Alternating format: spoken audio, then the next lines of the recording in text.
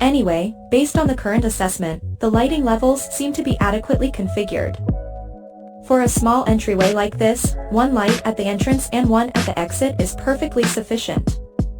The brightness is sufficient, you can clearly see the bottle and even small text. For this room, a small space, a 300 by 300 LED panel will do just fine. You're right, 300 by 600 tiles would work in this room too.